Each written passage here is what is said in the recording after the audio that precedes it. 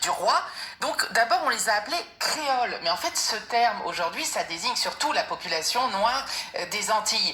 Les Békés, il faut savoir qu'aujourd'hui ils représentent environ 1 à 2% de la population des Antilles. Il y en a environ 2000 en Guadeloupe et ils descendent de ceux qui ont échappé à la guillotine de la Révolution française sans avoir eu besoin de se réfugier hors du territoire français. C'est-à-dire que certains ont couru se réfugier soit sur Saint-Barthélemy, soit sur Saint-Martin, la Martinique, en Suède. Mais en Guadeloupe et dans toutes les Antilles, on parle d'un béké à la fois pour une personne, mais on peut aussi évoquer la population béké ou la culture béké. Et l'origine exacte du mot, c'est quoi? Il y a plusieurs pistes, hein. Certaines sont assez fantaisistes. Alors on dit fréquemment que c'était les blancs békés, c'est-à-dire ceux qui contrôlaient le départ des marchandises en provenance de leur plantation. On dit aussi, c'est souvent ceux qui disaient eh ben quoi, et béké, eh ben quoi. Okay. Ou encore ce serait, paraît-il, une abréviation de blanc créole, béké. Et puis, selon d'autres sources encore, c'est un mot issu du langage Igbo du sud-est du Nigeria, anciennement le Biafra, qui signifie tout simplement blanc.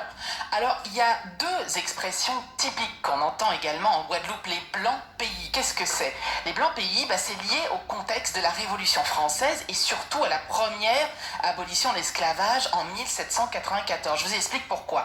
Il y avait les troupes britanniques qui occupaient la Guadeloupe depuis avril 1793 et la crainte des révolutionnaires français, c'est que les colons ne livrent l'île aux Anglais pour rétablir tous les privilèges. Donc, la quasi-totalité des grands propriétaires terriens, qui sont en fait les grands planteurs de l'île, va être guillotinée sauvagement par les troupes révolutionnaires du français Victor Hugues, un marin célèbre, qui organise à la fois un soulèvement populaire contre les Britanniques et en même temps cette grande exécution de masse, et puis surtout il va faire dégager les Britanniques en décembre de la même année.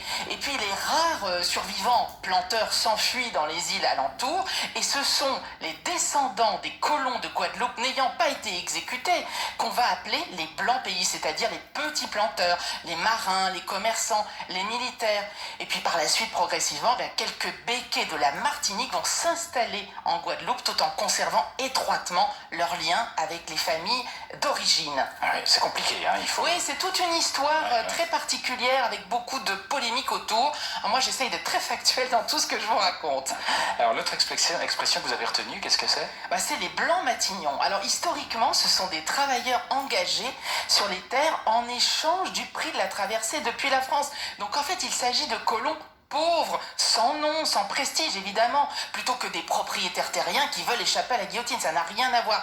Eux, ils n'avaient comme richesse que la couleur de leur peau, d'où les nombreux mariages consanguins pour préserver, et je mets plein de guillemets là-dessus, la blancheur de la descendance.